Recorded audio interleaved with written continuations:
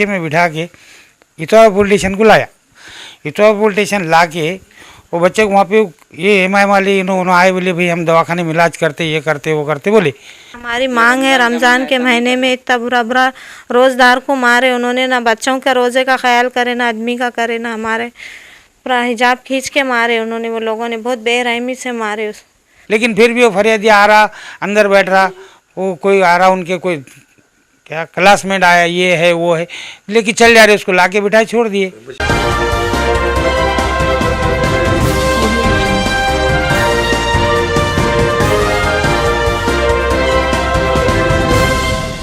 अस्सलाम वालेकुम, जय हिंद, जय महाराष्ट्र मेरे भाइयों।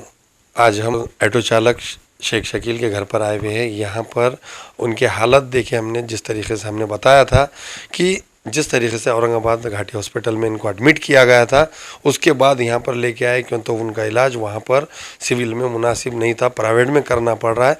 इसलिए वहाँ के डॉक्टर को बोलकर नांदेड़ में प्राइवेट में हॉस्पिटल में इलाज के लिए लाया गया। और उसी के साथ हमारे साथ में फिरियादी ताहिरा बेगम है। उनसे जानते हैं कि ये घटना क्या हुई थी, क्यों तो वो फिरियादी है, और किस तरीके से उनको 11 तारीख के बाद, ये 3 दिन के बाद एफआईआर हुआ। 7 दिन हो गए 11 की घटना को, 7 दिन के बाद वहाँ पर ये लेकर आएगा। अभी तक कोई पूछने नहीं आया और आरोपी भी अभी तक अटक नहीं हुई है। इस तरीके की इनकी क्या मांग है आरोपी अटक होने के लिए, और उसके बाद इनसे किस तरीके का इनको दिक्कत का सामना करना पड़ा, वो हम इनसे जानते हैं। हम 3 बजे घर से निकले थे, ख़रीदी के लिए जा रहे थे, तो वहाँ पे साइड से चलो चीचा बोले, तो उन्होंने मेरे को गाली क्यों दिया तूने बोल के 2-3 इनको मार दिए और ऑटो में से गला पकड़ के खींच दिए।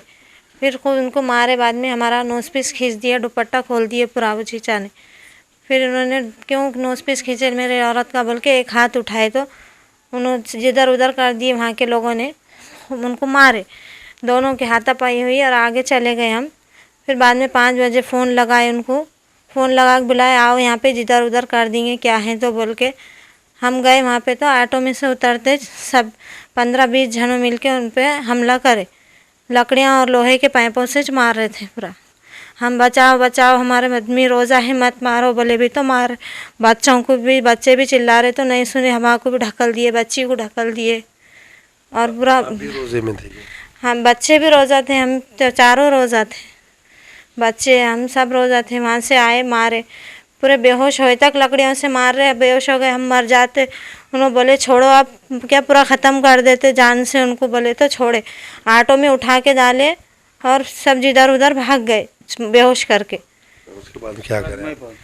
उसके बाद में हमारे अब्बा को फ़ोन लगाए, हमारे अब्बा आए और उनके 2 कौन तो भी थे नाके पे, उन्होंने हमको वहाँ पर लेके गए द्वारा पुलिस थाने में। वहाँ पे हमने बयान दिए, वहाँ से हमको विष्णुपुरी भेजे उन्होंने। वहाँ से फिर ट्रीटमेंट वो करके उनको एडमिट कर दिए। वहाँ 3 दिन एडमिट रहे, फिर वहाँ से औरंगाबाद लेकर जाओ बोले, इनका दिमाग का मसला है, यहाँ पर नहीं होता, वहाँ पे जाना पड़ता आपको, मशीना और यहाँ पर नहीं है, वहाँ लगाना पड़ेगा बोल के औरंगाबाद में भेज दिए। एसपी साहब ने वो लोगों को 15 से 20 जनों जो मारे उनको अटैक करके उनको सज़ा देना। उनको हमारी मांग है, रमज़ान के महीने में इतना बुरा बुरा रोज़दार को मारे उन्होंने, ना बच्चों के रोज़े का ख्याल करे, ना आदमी का करे, ना हमारे पूरा हिजाब खींच के मारे उन्होंने, वो लोगों ने बहुत बेरहमी से मारे। उनका इंसाफ करना हो एसपी साहब ने। आज जिस तरीके से हमने कई दफ़ा ऐसा बताया था कि नांदेड़ शहर में माहौल देगलूर नाके का क्या है, इसकी ख़ास वजह ये रहती है कि हम जब भी बताते हैं तो हमेशा सच्चाई के साथ बताते हैं। हमने कई दफ़ा ऐसा देखे, हमने ये भी वादा किए कि गारंटी के साथ वहाँ पुलिस स्टेशन में आप देख सकते हैं कि कहीं राजकीय लोग उन आरोपियों को बचाने आते हैं जहाँ पर पैसा मिलता है, और वो गरीब जो रहता, आज हम देख रहे हैं कि इस शकील के कोई आगे पीछे नहीं है।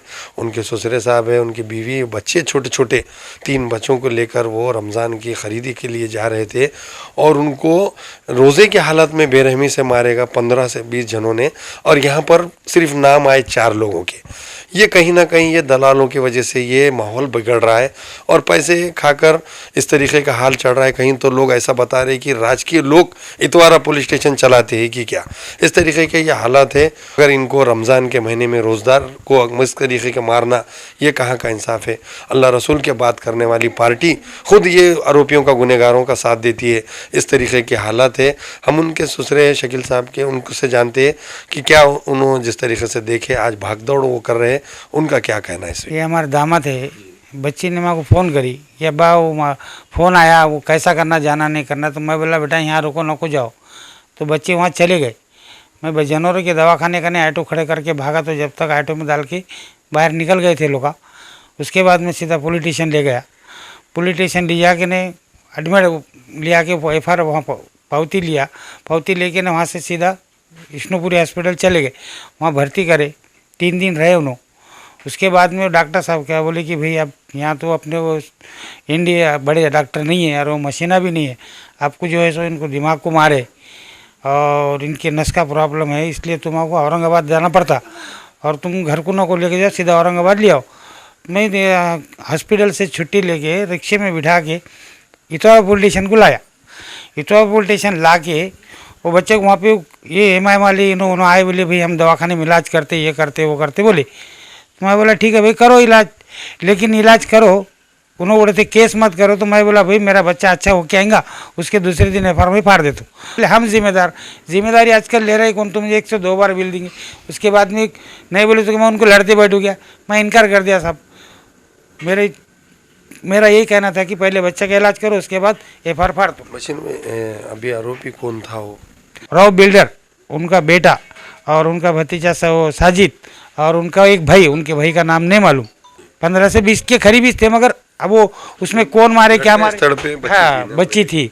तो बच्ची ने देखी, वो बात सही है। मैं अब औरंगाबाद से जब दूसरे दिन इतना संडे के दिन आया, इतवार के दिन, तो परवीन सिंधे अगला साहब का फ़ोन आया कि भाई पुलिस स्टेशन आओ, क्या है तो करेंगे। तो मैं पूछा साहब से कि भाई अभी तक अटक नहीं हुए होंगे, नहीं होंगे। तो उन्होंने बोले भाई रमज़ान है, थोड़ा सहूलत दो, 2-4 दिन की तुम्हारा बंदोबस्त चढ़ा, अटक तो हम ज़रूर करेंगे। लेकिन फिर भी वो फरियादी आ रहा, अंदर बैठ रहा, वो कोई आ रहा, उनके कोई क्या क्लासमेट आया, ये है वो है, लेकिन चल जा रहे, उसको ला के बिठाए छोड़ दिए। इसमें राजकारण गुस्सा लाए, फिर राजकारण की तरफ से बच रहे ना उन्होंने। अगर समझो मुख्य पुलिस वाले अगर एक्शन लेते थे, पुलिस वाले का अगर ये रहता था, तो उन्हें बराबर उनको अटकीच करते थे। अब कोई ना कोई उसको रोकने की कोशिश कर रहा है, इसलिए रुक रहा हूँ। क्या है अब रमज़ान में अब वो तो नहीं पूछ रहे ना उनको कि भाई रमज़ान है, कैसा मारे, हिजाब कैसा खींचे। अब वो नितिन मुकेश इतना सरकार नीचे हिजाब खींचा था, पूरे मुसलमानों ने आवाज़ उठाए। तो आज मुसलमान बच्चे का हिजाब खेरा, तो इसका आवाज़ कौन उठाएगा? इसका आवाज़ अभी पुलिस वालों ने उठाना चाहिए और इसको अटक करना चाहिए। ये थे शेख शकील के ससुरे साहब। जब इन्होंने बशीर भाई ने हमको फ़ोन लगाया, जब मालूम पड़ा हमको कि काफ़ी परेशान थे इन्हों, एक तो पुलिस स्टेशन में केस नहीं हो रहा था, उसके बाद दवाखाने में इलाज चल रहा था शकील का, उसके बाद कहाँ ले जाना, एक तो करना तो खाना है, ऑटो चला के मजदूरी करके रोज़ शाम में, सुबह से शाम में करने के बाद ही खाते। इस तरीके के हालात है।